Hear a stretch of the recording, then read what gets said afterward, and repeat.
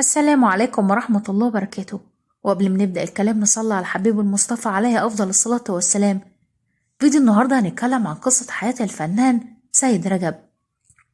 في عالم الفن هناك نجاحات لافتة حقق ممثلون بدأوا مسيرتهم نحو الشهرة وهم على مشارف 50 من عمرهم، وحققوا النجومية الحقيقية وهم في 60 من عمرهم، وأبرز مثال هو الفنان سيد رجب، فهو قادر على إقناعك بكل شخصية يؤديها مهما كانت، حتى أطلق عليه النقاد والجمهور لقب مورغان فرميان العرب. فبلغت مصداقيته في تجسيد شخصية عبده بمسلسل أبو العروسة إلى حد طلب إحدى الفتيات اليتيمات حضوره حفل زفافها، وذلك لشعورها أنه والدها في الحقيقة، وهو الطلب الذي لم يتأخر رجب في تلبيته بكل تأكيد. اسمه بالكامل سيد رجب السيد الذهبي، من مواليد 16 نوفمبر عام 1950. هو من مواليد القاهرة، عمل مهندسا في الميكانيكا بشركة النصر للسيارات في التسعينات ولمدة تزيد عن 20 عاما، وذلك قبل أن يستقيل ويتجه للتمثيل. تخرج الفنان سيد رجب في المعهد العالي للفنون المسرحية، وبدأ مشوار الفن على خشبة المسرح، حيث عمل لسنوات طويلة في المسرح التجريبي والحر، وقدم العروض المسرحية داخل وخارج مصر، كما أنه حصل على جائزة في مهرجان القاهرة الدولي لأفضل ممثل مصري في المسرح التجريبي لعام 1992.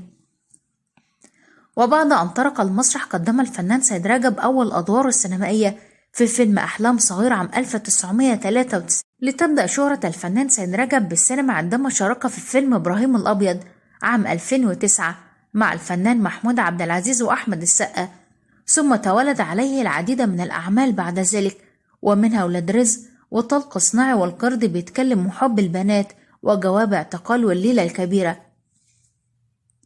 وكان آخر أفلامه المعروضة فيلم وقفة رجال عام 2021 مع ماجد الكدواني وشريف دسوقي وبيومي فؤاد. ويذكر أن الفنان سيد رجب قام بكتابة فيلم الشوق عام 2011 وشارك في تمثيله مع سوسن بدر وروبي ومحمد رمضان. قدم الفنان الكبير سيد رجب العديد من المسلسلات الدرامية المتميزة، ولعل أهمها دوره في مسلسل أبو العروسة مع الفنانة سوسن بدر وشخصية بدر في مسلسل لعبة نيوتن الذي تفاعل مع الجمهور بشكل كبير، وأيضا شخصية المعلم وهبة في توة سوق باب اللوق في مسلسل موسى، وظهر بهذا الشكل واضح على منصات التواصل الاجتماعي من خلال الاقتباس من بعض جمل الشخصية وتداولها على السوشيال ميديا. وقد بدأ مسيرته في مجال الدراما التلفزيونية من خلال مسلسل الأدهم عام 2009، وتوالت فيما بعد أعماله التلفزيونية ومنها الحارة وموجة حارة ونصر الصعيد ورمضان كريم واحة الغروب وأفراح القبة. وعرض مؤخرا للفنان سيد رجب الجزء الثالث من مسلسل المنصة الذي تصدر مؤشرات البحث على منصة نتفليكس كأول مسلسل إماراتي يذاع على المنصة العالمية. وتدور أحداث الفيلم الذي تحول لمسلسل حول حصول شقيقين من عائلة مفككة على معلومات سرية، ويقوم إحداهما بإنشاء منصة رقمية لجمع المعلومات ومشاركتها عالميا لتنطلق الصراعات بعدد من الدول المحافظة على سرية المعلومات التي بحوزتهما.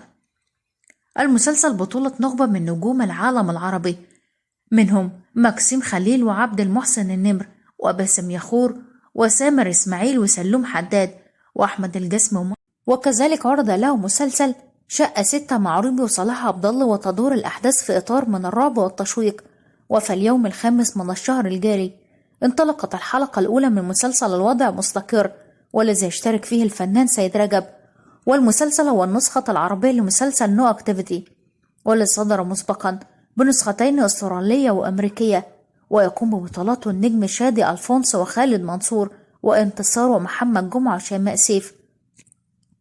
وفي الفترة القادمة سيطل علينا الفنان سيد رجب في أكثر من عمل فني بأدوار مختلفة ومتنوعة ما بين السينما والدراما، حيث راهن على دوره في فيلم الجريمة، والذي تدور أحداثه حول مجرم ينفذ عددا من الجرائم، وفي النهاية يقع في جريمة تجعله يتورط ويورط معه الكثيرون، ويتعاون فيه مع أحمد عز ومنة شلبي وماجد الكدواني، كما أنه يتعاون مع فريق عمل فيلم كيرة والجن الذي يتناول حقبة مهمة في تاريخ مصر أثناء ثورة 1919، حيث أنه يجسد خلال أحداثه شخصية الهلباوي التي تحظى بمواقف مشرفة باعتباره عضو وكتاب المقاومة للاحتلال الإنجليزي. وفيلم كيرة والجن مأخوذ عن رواية 1919 للمؤلف أحمد مراد، والذي كتب السيناريو والحوار للفيلم أيضا، وإخراج مروان حامد. ويشارك في بطولاته كل من أحمد عز وكريم عبد العزيز وهند صبري، إلى جانب مجموعة من ضيوف الشرف. كما يشارك الفنان سيد رجب في فيلم عمهم مع محمد إمام وأحمد الفيشاوي ومحمود حميدة، وفيلم الشايب مع آسر ياسين وعمرو عبد الجليل ومحمد لطفي، وفيلم التهويدة مع عمرو يوسف. تزوج الفنان سيد رجب مرتين، كانت الأولى شقيقة زميلته في المسرح، وقوبل طلبه بزواجها بالرفض من عائلتها، وأخبروا والدها أن هناك فوارق طبقية بينهما، لكنه لجأ إلى الزواج دون موافقة والدها، وكتب كتابه عليها بمنزل بسينة كامل وعماد أبو غازي، وظلت معه لمدة 13 عاما، وانفصل بعدها بسبب الفوارق الاجتماعية. وزوجته الثانية هي سيدة أمريكية كانت تعمل في إحدى المؤسسات الداعمة للمسرح، وتعرف عليها خلال عمله وتزوجها بعد انتهاء زيجته الأولى، وانجب منها زياد وبسمة هي زوجة الفنان محمد السعدني، والذي شارك معه في مسلسل أبو العروسة في دور مهند. تم اعتقال الفنان سيد رجب مرتين، وتحدث عن ذلك من خلال لقاء في إحدى البرامج. فالمرة الأولى كانت بسبب انتمائه لاتحاد الشباب الديمقراطي، وكانت تهمته بأنه يقوم بالتحريض على السلطة، بينما كانت سبب دخوله إلى السجن في المرة الثانية هو اتهامه بأنه يساري. وكانت طليقة الفنان سيد رجب قد كتبت رسالة سابقة عبر حسابها على الفيسبوك: سيد رجب يطردني من بيتنا في دهشور وينكر أن لي أي حقوقا فيها في البداية. لم تكن لي رغبة في عرض الأمور على الرأي العام بهذا الشكل، ولكنني الآن أود أن أحكي قصتي مع سيد رجب، فهو لا يمكن الرجل الذي تزوجت ووثقت به. منذ عدة أيام ذهبت إلى منزلي في دهشور للتأكد من أن كل شيء على ما يرام، وذلك لاستقبال بعض الأصدقاء في اليوم التالي، غير أنني فوجئت بمنعي من الدخول، فقد أحضر سيد رجب بعض أفراد الأمن وأمرهم بمنعي من دخولي إلى مزرعتي وبيتي بها. اتفقنا أنا وسيد رجب على الانفصال بشكل ودي دون طلاق حتى يستمر التأمين الصحي الخاص بي والإقامة في مصر تستمر، واتفقنا أيضا كذلك أن يدفع لي نفقة شهرية مناسبة، وأن يساعدني في الحصول على مسكن مناسب بمرور الوقت.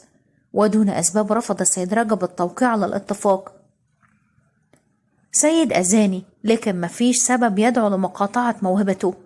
شكرا لكل دعمكم، حسستوني إن عندي عيلة تانية في مصر، ولو سمحتم أنا مش هقبل أي مقابلات من أي جهة. وكانت محامية الفنان سيد رجب أصدرت بيانا صحفيا مؤخرا للرد على اتهامات طليقته كريستينا نيلسون، وجاء في البيان: راعينا ما نشر يوم 23 مارس عام 2022 على الصفحة الشخصية بتطبيق الفيسبوك للسيدة كريستينا مطلقة الفنان سيد رجب من ادعاءات غير صحيحة تمس الحياة الشخصية وادعاءات العلاقة لها بالحقيقة أو الواقع. راعينا اختيار المذكورة لعنوان مثير يحمل اسم كواليس أبو العروسة، بما يتضمنه من إساءة للمسلسل واستغلال النجاح ونجاح الفنان سيد رجب فيه بعدما حظى بغالبية مشاهدة المصريين له وحبهم وتقديرهم لدوره. وفوجئ مستخدمة مواقع التواصل الاجتماعي ببوست طويل من طليقة الفنان سيد رجب تتحدث فيه عن العلاقة بينهما بعد الانفصال. وطليقة الفنان سيد رجب قالت أنه طردها من منزل دهشور وأنكر أي حقوق لها، موضحة: اتفقنا على الانفصال بشكل الودي دون طلاق حتى يستمر التأمين الصحي الخاص بي. وفيما وصف سيد رجب هذه الاتهامات بأنها ادعاءات غير صحيحة وتمس الحياة الشخصية ولا علاقة لها بالحقيقة، وأكد أن هناك خصومة بينه وبين طليقته أمام المحاكم بما يمنعه من التعليق أو تصحيح ما أوردته، وأكد احترامه للعشرة الطويلة ولذلك لن يتحدث عن أمورهم الشخصية، وأكد أنه حاول حل الخلافات بينهم. وديا وعرض العديد من الحلول المرضية عليها تجنبا للوصول لساحات القضاء إلا أنها رفضتها جميعا. لقد قدم الفنان الكبير سيد رجب 47 دور ما بين أدوار سينمائية ودرامية قام بالمشاركة فيها بعد إبراهيم الأبيض، وحاز خلال تلك الفترة على أدوار تعتبر كبيرة نسبيا. تقسم البطولة مثل دور مختار العو في عبده موتة، ودور خال ناهد في الحرامي والعبيط، واللواء حافظ في طلق صناعي. أما عن الظهور الدرامي فقد بدأ سيد رجب ظهوره الدرامي في دور صغير في مسلسل الأدهم عام 2009 مع الفنان أحمد عز. أما عن مسلسل ميسيو رمضان مبروك بالعالمين حمودة فقد شارك فيه بدور عبد الحميد المخ عام 2011، ثم بعد ذلك قام بأداء دور عم دياب في مسلسل طرف ثالث، ودور البلعوطي في فرعون مع الفنان الراحل خالد صالح عام 2013، ودور رجب والد مريم في السيدة الأولى عام 2014، والسيد جابر في عد تنازلي عام 2015. والفنان سيد رجب هو فنان من العيار الثقيل، أثبت في كل عمل قدمه أنه فنان من الطراز الخاص، من الصعب تكراره، يجد التقلب بين الأدوار وتجسيدها بطريقة بسيطة وعميقة، والذي أدى إلى تحقيق نجاح كبير له في أغلب أعماله، وأصبح علامة مميزة في الإتقان والتميز. وصرح سيد رجب بأنه ظل كثيرا يجتهد حتى حقق النجاح الذي تمناه، وفكرة انتشار ومعرفة الناس له والنجاح الذي حققه في السنوات الأخيرة هو نصيب. وأضاف قائلا: حياتي بها مراحل كثيرة ليس جميعها ناجح، لكنني كنت راضيا بما كتبه الله لي، وأمارس استمتاعي بالفن، ولكنني أعتبر نفسي دؤوبا جدا، وصممت أن أنجح ووضعت هدفا لي أمام أعيني حتى حققته، وبالفعل تحقق في فترة متأخرة، وقبلها كنت ممثلا مسرحيا وسعيدا أيضا، لكن بالنهاية لا أحد يكره أن يكون أكثر نجاحا ونجومية، وعلى الجميع أن يتبع الجد والمثابرة حتى يحصل على ما يتمنى مهما تأخر ذلك. سيد رجب الممثل والمذيع الذي نال استحسان النقاد في المسرح المستقل، يتقن أعماله ويؤديها بحرفية شديدة، ويدهش معجبيه مع كل دور يقوم به. وقال الفنان سيد رجب أن انشغاله بأعماله السينمائية والدرامية وعدم وجود وقت كافي لديه تسبب في ابتعاده عن التأليف، مؤكدا أن الكتابة تحتاج إلى تركيز شديد وتفرغ تام. وأضاف رجب أن هناك فكرة يريد كتابتها في الفترة القادمة، ولكنه متخوف جدا من العودة مرة أخرى، خاصة أنه كاتب هاوي وليس محترف يكتب ما يشعر به، مشددا على أنه لا يحب الفشل في أي شيء يقدمه. وإذا عجبكم الفيديو ياريت ما تنسوش تدعمونا باللايك والاشتراك وتفعيل الجرس واختيار الكل يصلكم كل جديد، وشاركونا برأيكم واقتراحاتكم في خانة التعليق.